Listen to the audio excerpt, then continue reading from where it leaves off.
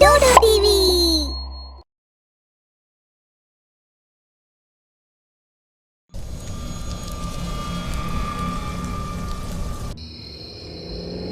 मध्यरात्रिर समय थिला। अविनाश निज कार रे फेरुथिला। सी गोटे सॉफ्टवेयर कंपनी रे काम करुथिला। सी किछि दिन पूर्वरु ही पाखर गोटे कॉलोनी रे घर किनिथिला, जोठी आख पाखरे अल्प किछि घर ही थिला। अविनाश को घरे पहुंचीबार शीघ्रता थिला, सेथिपई से हाईवे रे स्पीड रे गाड़ी चलाउथिला। रास्ता रे डस्ट थिवा कारण से बहुत अल्प दूर पर्यंत ही देखि पारुथिला। एतिकी बेले केही जण कार सह बाड़े हैला। अविनाश विचलित हो गला। से ब्रेक मारिला और कार स्लिप ही अल्प दूर को जाइकी रहीगला। अरे ना, ये कौन थिला जहाँ मो गाड़ी रे बाड़े हैला? बोधे से मनीषटी नथिला तो मते जाइकी देखिबाकू पड़िबो। अविनाश बहुत भय कार तलकू ओह्लेला और आख पाखकू देखिबाकू लागिला। अरे एठी तो बहुत अंधार अछि और ये कुहुडी भी किछि भी देखा जाउनी। निश्चय जीवटे बाड़े हेथिबो। अरे ना, बहुत डेरी हे गलानी, मते जीवाकू हबो। अविनाश निज कार स्टार्ट करी सेठारु चली गला। पुणी 4 दिन परे अविनाश ऑफिस रु घर को फेरिला। राति 11टा हेथिला। से निजर कार पार करी घर आड़कू जीवाकू लागिला। सेतिकी बेले से देखिला जे गोटे पड़ोसी घरे ऊपर फ्लैट रो गोटे झरकारु ताकू झियटी देखुछि। अविनाश से झियटी को देखि हसीदेला आउ घर भीतर को चलीगला। कवाट बंद करदेला, किंतु से झियटीर आखि अविनाश रो कवाट आड़े ही थिला। राति गोटिए ही थिला। अविनाश निज रूम रे सोईथिला। तेतिकी बेले कवाट खटखट हेवार शब्द शुभागला। अविनाश उठिला और कवाट आड़कू गला। से कवाट खोलिला तो बाहर गोटे पिलाटे छिड़ा होइथिला। के तू? हेलो सर, मो ना धीरज, आपणक पड़ोसी। एक्चुअली मो घरर लॉक खराब हो जाइछि, कबाट खोलुनी। कौन आपण मते कौनसी टूल्स दे पारिबे जेउथरे मो कबाट खोलिबी प्लीज सर?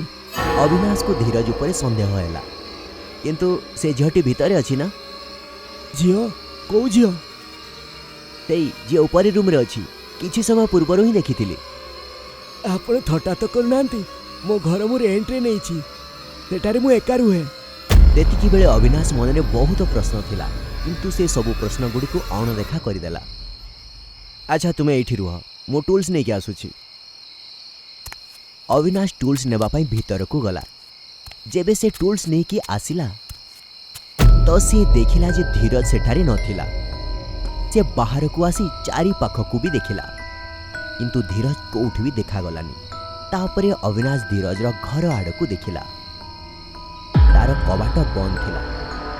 ताकू लागिला जे धीरज निज घर को जाई सारिछि। अविनाश पुणे निज घर को फेरिकी जाऊ ही थिला कि से ऊपरर झरका आड़कू देखिला। अविनाश देखिला जे एबे मध्य से झटी झरकारे छिड़ा होई ताकू ही देखुछि। से ताकू देखि भयभीत होई गला। तेतिकी बेले हठात से झटी अविनाश रो कार आड़कू संकेत देला आउ सेठारु चली गला। अविनाश सत्यता जानिबा पई धीरज रो घर को गला। ता घरर कबाट बंद थिला। से बेल बजेला, किंतु केही भी कबाट खोलिलेनी। ते फेरिकी जाऊ ही थिला। तेतिकी बेले हठात धीरज कौनसी ठारू आसीगला। अविनाश धीरज सेठारे देखि आश्चर्य होई गला। धीरज तू कुआडे जाइथिलु? से झटी तो घरे अछि, ऊपर रूम रे। आपण कौन कहउछंती? घर भीतर केही नांती, मो घर तो बाहरु बंद अछि। ठीक अछि, कौन मो भीतर को जाय देखि पारे? हां निश्चय।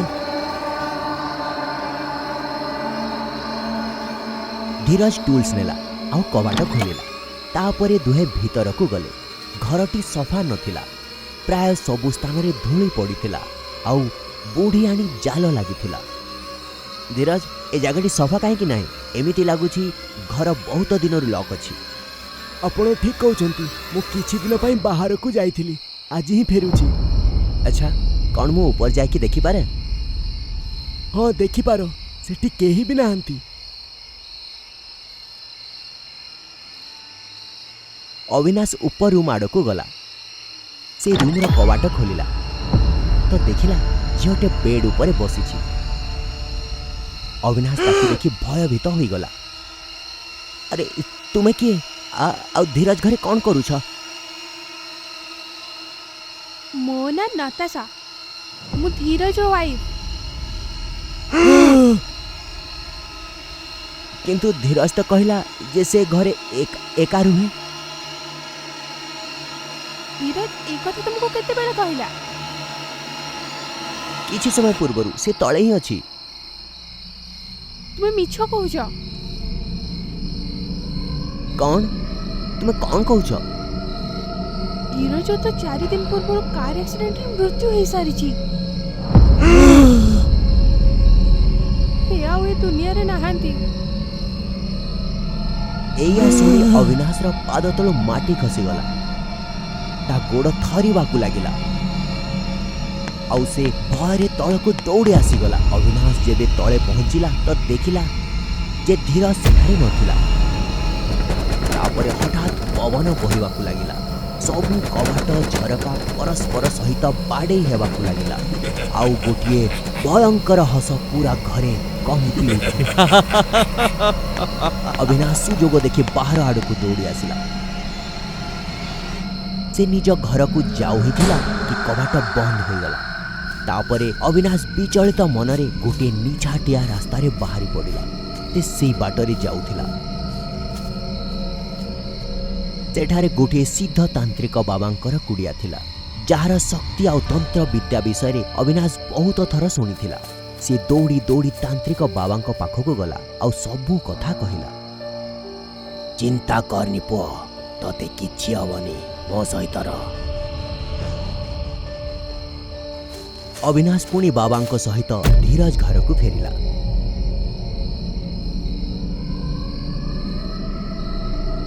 बाबा धीरज रो आत्मा को डकैले। कोठी अछु तू? सामना को आ। तू ए पिला पछरे काहे की पड़ीछु? सामना को आ।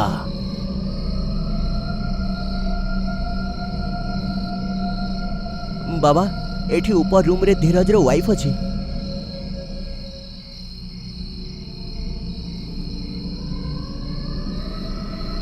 बाबा अविनाश को नहीं ऊपर रूम को गले।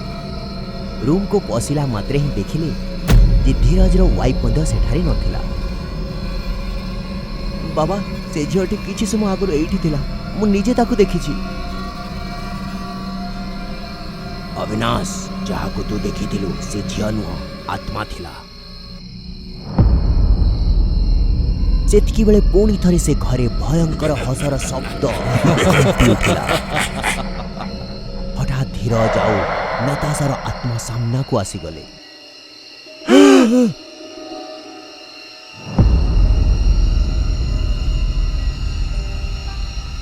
काहे की हैरान करूछ याकू? कौन करिछि तुमर? कौन करुछु? मन अछि ना 4 दिन पूर्व कौन होइतिला? मो घर को फेरुथिले। सेतिके बेले अविनाश निज कार रे मते एक्सीडेंट करदेला। मो घास बुदारू पड़ी मरिगली। मो वाइफ दुख सही पारिलानी आउ से आत्महत्या करिनेला। आम मृत्युर दायी केवल तू। एबे तू बंचिबुनी। ना मो ऊपर विश्वास कर। मो जानी सुनी कि तुमको मारिनी। ए सब हठात हे गला। कुहुडी राती समय थिला आ तुमे हठात आसी गलो। मु कारु ओल्हे बहुत खोजिली। कुहुडी कारणरु तुमे देखा गलनी। मु तो सहाय्य करबा को चाहूथिली। मु भूल करि देली। मते क्षमा करि दियो भाई। देखो जहा किछि बेला अजाणत रही छी। एथिरे अविनाश र किछि भूल नाही। छाड़ी दे याको। अविनाश बहुत क्षमा मागिला किंतु आत्मा माने बहुत रागरे थिले।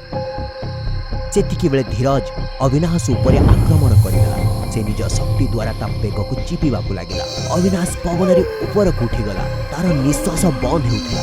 एया देखि तांत्रिक बाबा गंगा जल को हाथ रे धरी ताकू अभिमंत्रित करबा आरंभ करिदेले।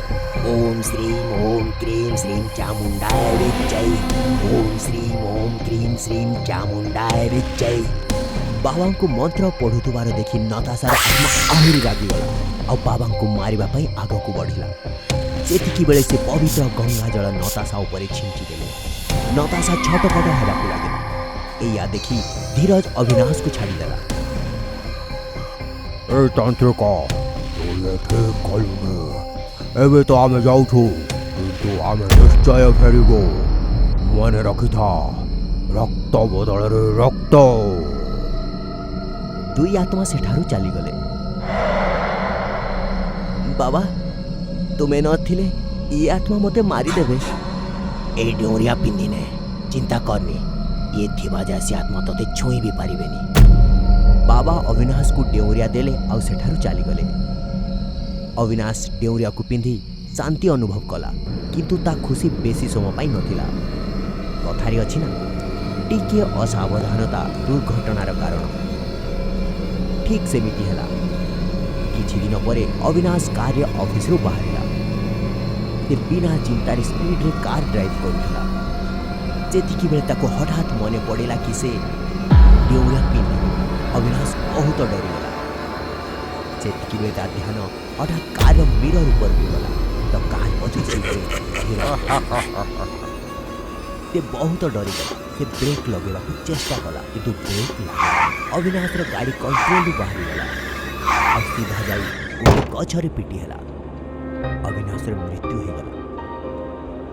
से मध्य ठीक से स्थान रे जोठी धीरज रो मृत्यु होइला। तुम आखि केते सुंदर लागुची मोते प्रेम हे जाईची। अच्छा एबे कोन भाबिलो?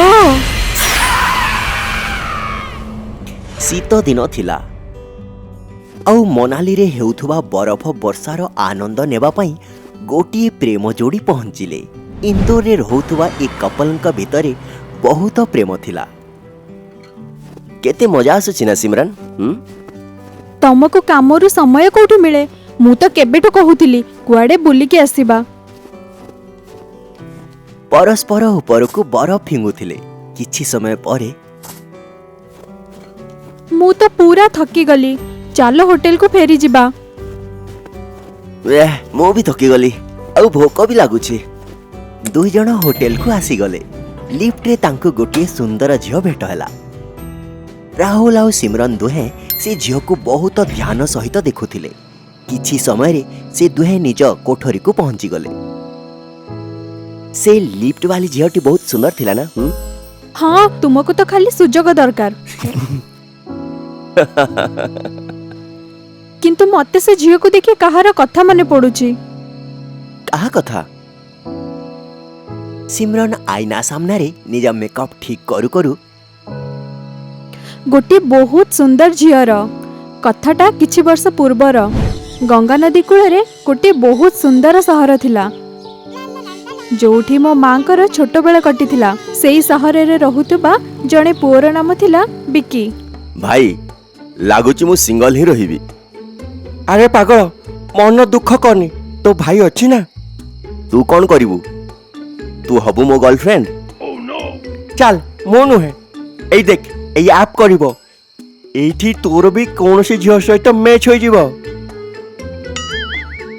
सांगर कथा माने बिकी ऐप को डाउनलोड करिनेला आउ 2 दिन परे ही ता मैच गोटे सुंदर झियो सहित हे गला। भाई मैच हे गला बहुत कथा भी हेलु। काली भेटिवार प्लान भी करिछु। बहुत बढ़िया संग। एबे तू भी कमिटेड बॉयज क्लब रे मिसी गलु। बिकी बहुत एक्साइटेड थिला। से झियो को भेटिबा को गला। किछि समय कथा हैला परे दुहे साथी रे किछि खाइले। तापरे दुई जण बिकीर फार्म हाउस आड़ को गले। तुमे बहुत सुंदर। मु केबे भाबी नथिली कि तुमको भेटिबी। तमे भी मते बहुत पसंद। फार्म हाउस रा झरकारु दुहे हक करिवार देखा गले। किछि समय परे गोटे जोर रे शब्द आसिला। परदिन सकाळे बिकीर सब फार्म हाउस रु बाहर करा गला। पुलिस से झियो को खोजिबा पई बहुत चेष्टा कला किंतु किछि भी मिलिलानी। तापरे से सहर रे एही प्रकार 2 मास रे 28 जनकर मृत्यु हैला। सहरर चारिआडे गोटिए आतंक थिला। पुओ माने घरु बाहरिबा ही बंद करि देइथिले। पुणी गोटे दिने देख भाई मो मैच आसीची। केते सुंदर झियोटी। आमे दुहे भेटिबार प्लान करिछु। रोहन सहर रे गोटे पिसाचीर आतंक अछि। ସେ ଏମିତି ପୁଅଙ୍କୁ ଫସେଇ ମାରି ଦିଏ। ତୁ ଜାଣି ଭାଇ, ଭାଇ ଏତେ କଷ୍ଟରେ ତ କେହି ତୋ ଭାଇକୁ ଆଇ ଲଭ୍ ୟୁ କହିଛି, ଆଉ ଏମିତିରେ ବି ମୁଁ ଏ ଗୁଜବ କଥାକୁ ମାନେନି। ରୋହନ ସେ ଝିଅକୁ ଭେଟିବାକୁ ଗଲା। ଦୁହେଁ ସାଥିରେ କିଛି ଖାଇଲେ ଆଉ ପୁଣି ଲଙ୍ଗ ଡ୍ରାଇଭରେ ବାହାରି ଗଲେ। ଗୋଟିଏ ସୁନସାନ ଜାଗାରେ ଗାଡ଼ିଟି ରହିଲା। ତୁମେ ବହୁତ ସୁନ୍ଦର, ମୁଁ କେବେ ବି ଭାବିନଥିଲି କି ଆମେ ଦୁହେଁ ସାଥିରେ ରହିବା। ଦୁଇ ଜଣ ହକ୍ କରିଲେ ଆଉ ସେତେବେଳେ ସେ ଝିଅର ରୂପ ଭୟଙ୍କର ହେଇଗଲା। କିଏ ତୁ? ଯେମିତି ସେ ପିଶାଚି ରୋହନ ଉପରେ ଆକ୍ରମଣ କରିବାକୁ ଯାଉଥିଲା, ସେତିକି ବେଳେ ରୋହନର ସାଙ୍ଗ ଗୋଟିଏ ତାନ୍ତ୍ରିକକୁ ନେଇ ସେଇଠି ପହଞ୍ଚିଗଲା। ରୋହନ, ପଛକୁ ଘୁଞ୍ଚି ଯା। ସେ କୁହୁକ ବିଦ୍ୟାରେ ପିଶାଚୀକୁ ବଶୀଭୂତ କରିନେଲା। ତୋର ଭାଗ୍ୟ ଭଲ ଥିଲା କି ତୁ ବଞ୍ଚିଗଲୁ। ଏ ପିଶାଚୀ ଅନେକ ପିଲାଙ୍କୁ ନିଜର ଶିକାର କରିଛି, କିନ୍ତୁ ମନେ ରଖ, ଏ କଣ୍ଟା ଯେଉଁ ଦିନ ବାହାରିଯିବ ବିନାଶ ହୋଇଯିବ, ବିନାଶ। ଭଲ କାହାଣୀ ଅଛି। ଲାଗୁଛି ତୁମକୁ ସେ ଲିଫ୍ଟ ବାଲି ସୁନ୍ଦରୀ ଝିଅ ଦେଖି ଈର୍ଷା ହେଉଛି, ସେଥିପାଇଁ ତୁମେ ଏମିତି ମନଗଢ଼ା କାହାଣୀ କହୁଛ। ନା ୟାର, ଏ କାହାଣୀ ସେତିକି ହିଁ ସତ ଯେତିକି କି ମୁଁ। ରାହୁଲ ହୋଟେଲର ରୁମକୁ ଖାଇବା ଅର୍ଡର କଲା। ରାହୁଲ ଖାଇବାକୁ ଲାଗିଲା ଆଉ ପଚାରିଲା, କଣ ହେଲା ସେ ଝିଅର?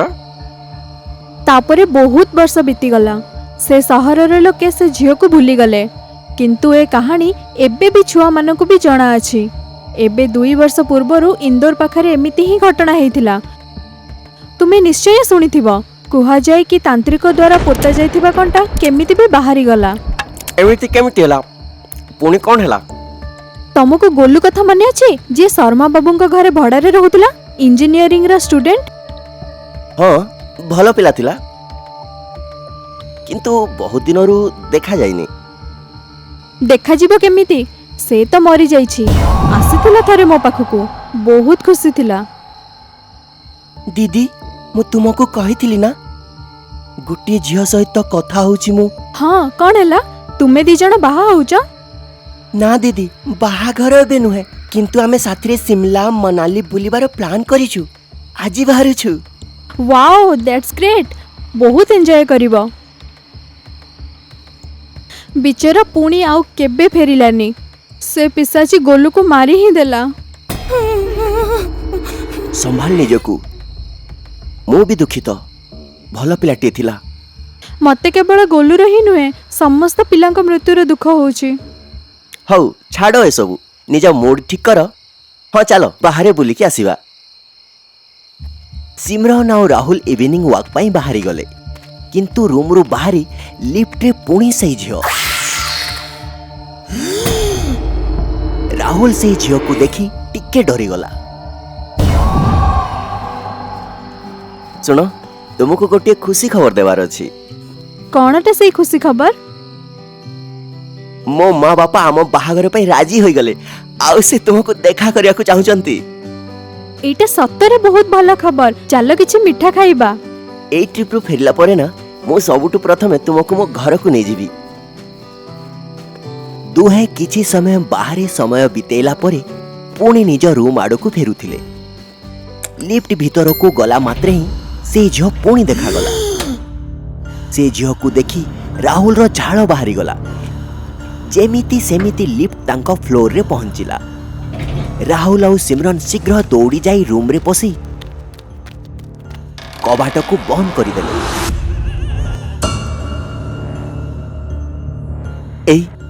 ଏଇ ଝିଅ ବାରମ୍ବାର ମୋତେ କାହିଁକି ଭେଟୁଛି? ଇଏ ସିଏ ତ ନୁହେଁ। ମୋତେ ବହୁତ ଭୟ ହଉଛି। ଏବେ ମୁଁ ବାହାରକୁ ଯିବିନି। ରାହୁଲ, କାମ୍ ଡାଉନ୍। ଏମିତି ବି ତ ହେଇପାରେ କି ଏଇଟା ଗୋଟେ ସଂଯୋଗ ହେଇଥାଇପାରେ। ସିମରନ୍, ଯେତେ ଥର ବି ଆମେ ରୁମ୍ରୁ ବାହାରକୁ ଗଲୁ, ସବୁଥର ଭେଟିଛି ଆମକୁ। ଇଏ ସଂଯୋଗ ନୁହେଁ। ତୋ କାହାଣୀର ଝିଅର ପୁଣି କଣ ହେଲା? କଣ ସେ ଧରା ପଡ଼ିଲା? ଜଣା ନାହିଁ, କେବେଠାରୁ କିଛି ଘଟଣା ତ ଆଗକୁ ଆସିନି। ବୋଧେ କୋଉ ତାନ୍ତ୍ରିକ ପୁଣି ସେ କଣ୍ଟାକୁ ତା ମୁଣ୍ଡରେ ପୋତି ଦେଇଥିବ, ଆଉ ନହେଲେ ଏବେ ବି କୋଉ ଶିକାର ଖୋଜୁଥାଇପାରେ।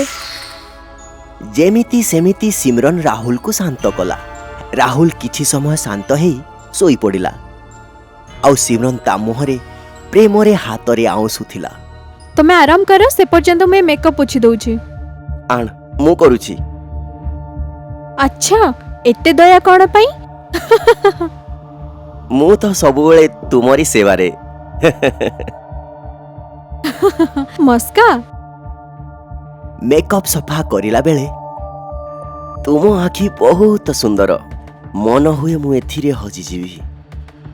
ଚୁଟି କୁଣ୍ଡେଇଲା ବେଳେ ତୁମ କେଶ ପୁରା ରେଶମୀ। କହି କହି ରାହୁଲ ପାନିଆରେ ସିମ୍ରନ୍ର ଚୁଟି ସଜାଡୁଥିଲା। ସେତିକି ବେଳେ ପାନିଆ ଚୁଟିରେ ଫସିଗଲା ଆଉ ଜୋର ଲଗେଇବାରୁ କଣ୍ଟା ବାହାରି ପଡ଼ିଲା।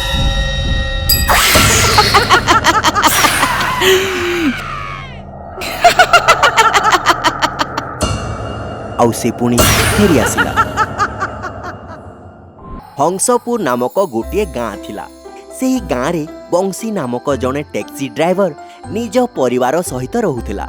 ବଂଶୀ ସକାଳରୁ ସନ୍ଧ୍ୟା ପର୍ଯ୍ୟନ୍ତ ଟ୍ୟାକ୍ସି ଚଲେଇ ଟଙ୍କା ରୋଜଗାର କରୁଥିଲା ଆଉ ସେଇ ଟଙ୍କାରେ ତା ଘର ବି ଚଲାଉଥିଲା।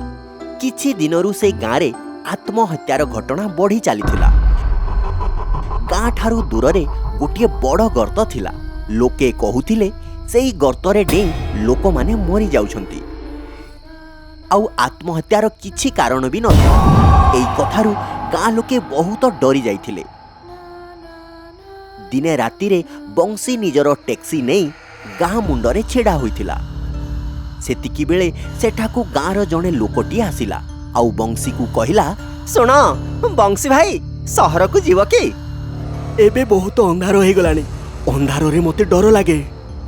ବଂଶୀ ଭାଇ, ମୋତେ ବହୁତ ଜରୁରୀ କାମରେ ସହରକୁ ଯିବାର ଅଛି। କହିବ ଯଦି ମୁଁ ଯିବା ଆସିବାର ଡବଲ ଭଡ଼ା ଦେଇଦେବି। ଏବେ ୟା ପରେ ତୁମ ଇଚ୍ଛା। 2 ଗୁଣ ଭଡ଼ା ମିଳୁଥିବା କାରଣରୁ ବଂଶୀ ସହରକୁ ଯିବା ପାଇଁ ରାଜି ହୋଇଗଲା। ଠିକ୍ ଅଛି, ବସିଯାଅ। ତୁମକୁ ଯିବାର ବହୁତ ଶୀଘ୍ର ଅଛି, ଚାଲ ଛାଡ଼ିଦେବି। ବଂଶୀ ଟ୍ୟାକ୍ସି ଧରି ବାହାରି ପଡ଼ିଲା, କିନ୍ତୁ ରାସ୍ତାରେ ବେଶୀ ଅନ୍ଧାର ହୋଇଗଲା। ସେଇଠି ଅନ୍ଧାର ବ୍ୟତୀତ ଆଉ କିଛି ଦେଖାଯାଉନଥିଲା। ଯେମିତି ହିଁ ଆଗରେ ଗର୍ତ୍ତ ଆସିବାର ଥିଲା, ବଂଶୀ ଟ୍ୟାକ୍ସିର ସ୍ପିଡ୍ ବଢ଼େଇ ଦେଲା, ଯେଉଁଥିପାଇଁ ସେ ଲୋକଟି ଡରିଗଲା ଆଉ ବଂଶୀକୁ କହିଲା, ଭାଇ ଗାଡ଼ିର ସ୍ପିଡ୍ କମ୍ କର ଭାଇ। ଡର କାରଣରୁ ତୁମେ ଏତେ ସ୍ପିଡ୍ ବି ଚଲାଓନି, ନହେଲେ ଆକ୍ସିଡେଣ୍ଟ ହେଇଯିବ। ଆରେ ଭାଇ, ଆଗରେ ସେ ଗର୍ତ୍ତ ଅଛି ନା, ମୋତେ ସେଇଠୁ ବହୁତ ଡର ଲାଗେ। ସେଇଠି ଯାଇ ଲୋକମାନେ ଆତ୍ମହତ୍ୟା କରିନିଅନ୍ତି। ମୋ ଭାଇର ମୃତ୍ୟୁ ବି ସେଇ ଗର୍ତ୍ତରେ ହେଇଛି। ସେଠି ତ ଲୋକେ ବିନା କାରଣରେ ଆତ୍ମହତ୍ୟା କରିବାକୁ ଯାଆନ୍ତି। ସେମାନଙ୍କ ଠାରୁ ଡର କ'ଣ? ସେମାନେ ଥୋଡ଼ି ନା ଭୂତ ହେଇ ମାରିବେ। ସେତିକି ବେଳେ ହଠାତ୍ ବଂଶୀର ଗାଡ଼ିର ସ୍ପିଡ୍ ଆହୁରି ବଢ଼ିଗଲା। ଆରେ ମୁଁ ତୁମକୁ କହିଥିଲି ନା ଗାଡ଼ିର ସ୍ପିଡ୍ କମ୍ କର, ତୁମେ ତ ଆହୁରି ବଢ଼େଇ ଚାଲିଛ। ସ୍ପିଡ୍ କମ୍ କର, ନହେଲେ ଆମେ ଗର୍ତ୍ତରେ ପଡ଼ିଯିବା। ମୋତେ ସହରକୁ ଯିବାର ଅଛି, ସ୍ୱର୍ଗକୁ ନୁହଁ। ସେତିକି ବେଳେ ବଂଶୀର ଆଖି ନାଲି ହେବାକୁ ଲାଗିଲା ଆଉ ବଂଶୀ ଭୂତ ରୂପରେ ବଦଳିଗଲା।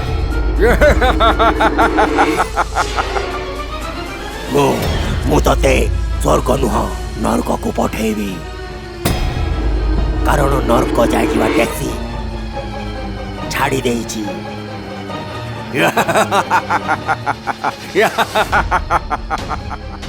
ଆଉ ସ୍ପିଡ୍ ସହିତ ଗାଡ଼ି ଗର୍ତ୍ତରେ ପଡ଼ିଗଲା। ପରଦିନ ସକାଳେ ବଂଶୀ ବିଚଳିତ ହୋଇ ନିଦରୁ ଉଠିଲା। ତା ମା ତାକୁ କହିଲେ, ଏତେ କାହିଁକି ଡରି ଯାଇଛୁ?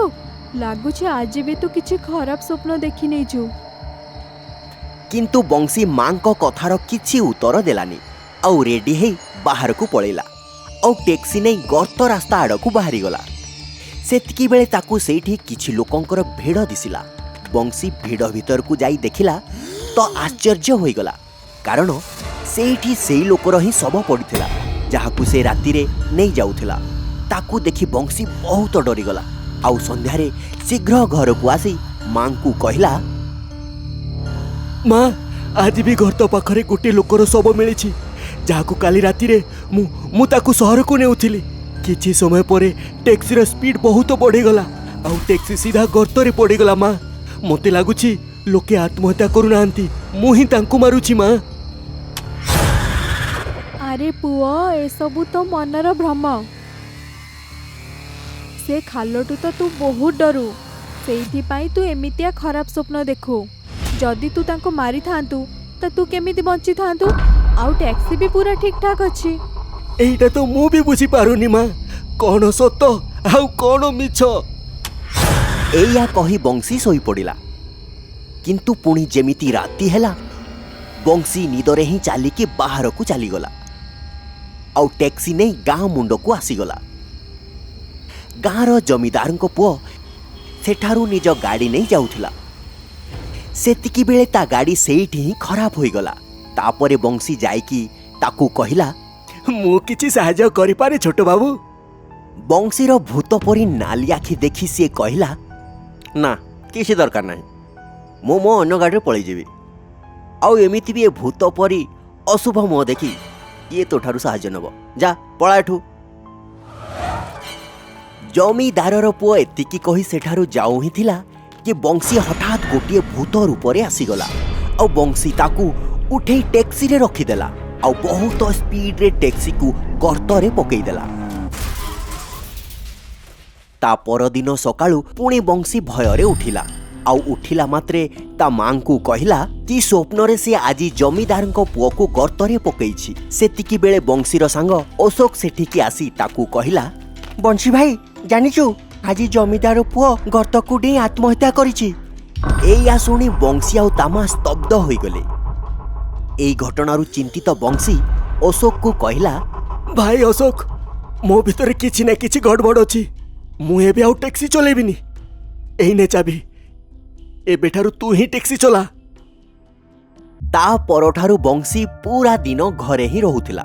କିନ୍ତୁ ତଥାପି ଗର୍ତ୍ତରେ ଆଉ ଜଣେ ଲୋକର ମୃତ୍ୟୁ ହୋଇଗଲା ଆଉ ଅଶୋକକୁ ବି ଭୟଙ୍କର ସ୍ୱପ୍ନ ଆସୁଥିଲା।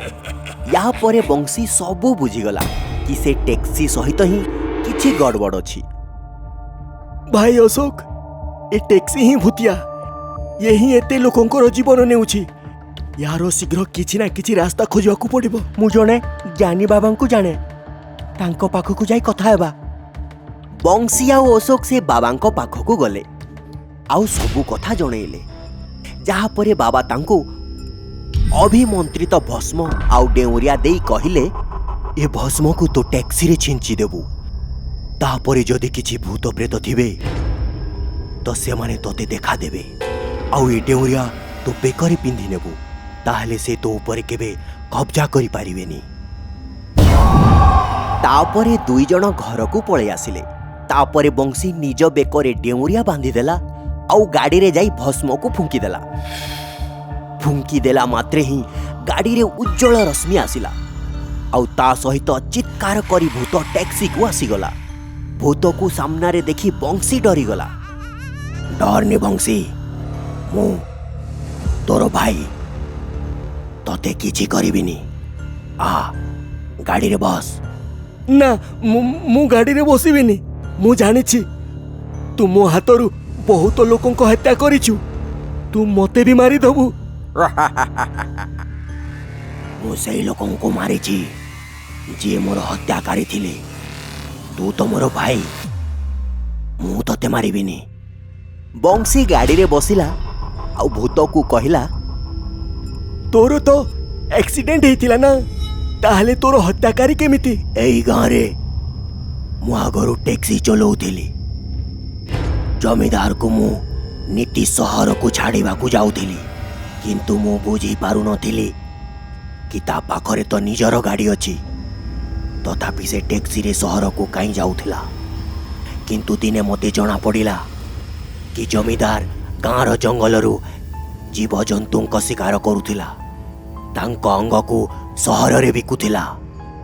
ଦିନେ ତାର ଅଭିଯୋଗ ମୁଁ ପୋଲିସ ଷ୍ଟେସନରେ କରିବାକୁ ଯାଉଥିଲି। ସେତିକି ବେଳେ ଜମିଦାର ଗାଁରୁ ଗୁଣ୍ଡା ପଠେଇ ମୋତେ ମାରିଦେଲା ଆଉ ମୋ ଶବକୁ ଗର୍ତ୍ତରେ ଫୋପାଡ଼ି ଦେଲା। ମୁଁ ସମସ୍ତଙ୍କ ଠାରୁ ପ୍ରତିଶୋଧ ନେଇ ସାରିଛି, କେବଳ ଜମିଦାର ବାକି ଅଛି। ନିଜ ଭାଇର କଥା ଶୁଣି ବଂଶୀ ଆଖିରେ ଲୁହ ଭରି ଆସିଲା। ଭାଇ, ଏବେ ସବୁ କିଛି ମୋ ଉପରେ ଛାଡ଼ି ଦିଅ। ତୁମର ପ୍ରତିଶୋଧ ଏବେ ମୁଁ ନେବି। ନା, ମୁଁ ମୋର ପ୍ରତିଶୋଧ ନିଜେ ନେବି। ତୁ ତୋ ହାତ ରକ୍ତରେ ଖରାପ କରନି। ତା ପରଦିନ ବଂଶୀ ଜମିଦାର ଘରକୁ ଗଲା ଆଉ କହିଲା, ଜମିଦାର ଆଜ୍ଞା, କାଲି ରାତିରେ ଆପଣଙ୍କ ପୁଅ ମୋ ସ୍ୱପ୍ନରେ ଆସିଥିଲା। କହୁଥିଲା ସେ ଆପଣଙ୍କ ସହ ଦେଖା କରିବାକୁ ଚାହୁଁଛି। ତାର କିଛି ଶେଷ ଇଚ୍ଛା ବାକି ଅଛି। କଣ ଇଚ୍ଛା ବାକି ଅଛି ତାର? କୋଉଠି ଦେଖା କରିବାକୁ ଚାହୁଁଛି ମତେ? ଚାଲ। ଆଜି ରାତି ଆପଣ ମୋ ସହିତ ଟ୍ୟାକ୍ସିରେ ଚାଲନ୍ତୁ। ଜଣେ ଜ୍ଞାନୀ ବାବାଙ୍କ ମନ୍ଦିର ଅଛି। ସେଇଠି ତୁମ ପୁଅର ଆତ୍ମା ବି ଅଛି। ସେଇଠି ଆପଣ ଦୁହେଁ କଥା ହେଇଯିବେ। ଜମିଦାରକୁ ବଂଶୀ କଥା ଉପରେ ବିଶ୍ୱାସ ହେଲାନି ଆଉ ସେ ସେଇଠି ହିଁ ଛିଡ଼ା ରହିଲା। ବଂଶୀ ଜମିଦାରର ନୀରବତାରୁ ଜାଣିପାରିଲା ଆଉ ନିଜ ପକେଟରୁ ଗୋଟିଏ ହଳଦିଆ ରଙ୍ଗର ମୁଦିଟିଏ କାଢ଼ି ଦେଖେଇଲା। ଜମିଦାର ଶୀଘ୍ର ସେ ମୁଦିକୁ ଉଠେଇ ଦେଖିଲା ଆଉ ବୁଝିଗଲା କି ବଂଶୀ ଠିକ୍ କହୁଛି, କାରଣ ସେ ମୁଦିଟି ଜମିଦାରର ପୁଅର ଥିଲା। ଠିକ୍ ଅଛି। ସନ୍ଧ୍ୟାରେ ଜମିଦାର ଟ୍ୟାକ୍ସିରେ ବସିଗଲା। ବଂଶୀ ନିଜ ବେକରୁ ଡେଉଁରିଆ କାଢ଼ି ଫିଙ୍ଗିଦେଲା ଆଉ ତାପରେ ତା ଭାଇର ଭୂତ ତା ଭିତରେ ପଶିଗଲା। ଗାଡ଼ିର ସ୍ପିଡ୍ ବହୁତ ବଢ଼ିଗଲା। ବିଚଳିତ ହେଇ ଜମିଦାର ବଂଶୀକୁ କହିଲା, ବଂଶୀ, ଗାଡ଼ି ଧୀରେ ଚଲା। ମୋତେ ମୋ ପୁଅ ପାଖକୁ ଯିବାର ଅଛି, ତାର ଶେଷ ଇଚ୍ଛା ପଚାରିବାକୁ, ସ୍ୱର୍ଗକୁ ନୁହେଁ। ବଂଶୀ ପୁରାପୁରି ଭୂତ ହେଇଗଲା ଆଉ କହିଲା, ତୋ ପୁଅ ତତେ ବହୁତ ମନେ ପକାଉଛି। ସେଥିପାଇଁ ତାର ଶେଷ ଇଚ୍ଛା ଏଇଆ କି ତୁ ତା ପାଖକୁ ସ୍ୱର୍ଗକୁ ପଳା। କିଏ ତୁ?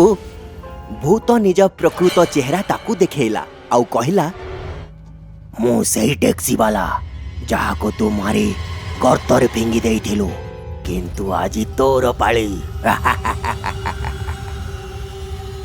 ଆଉ ଟ୍ୟାକ୍ସି ଜୋରରେ ଗର୍ତ୍ତରେ ଖସିଗଲା। ସେଇଦିନ ପରଠାରୁ ଗାଁରେ ଆଉ କାହାରି ମୃତ୍ୟୁ ହେଇନି ଆଉ ବଂଶୀ ମଧ୍ୟ ଖୁସିରେ ଟ୍ୟାକ୍ସି ଚଲେଇ ନିଜ ମା ସହିତ ରହିଲା। ପ୍ଲିଜ୍ ଆମ ଚ୍ୟାନେଲକୁ ସବସ୍କ୍ରାଇବ୍ କରନ୍ତୁ ଏଇମିତି ଆହୁରି ଭଲ ଭଲ କାହାଣୀ ପାଇଁ।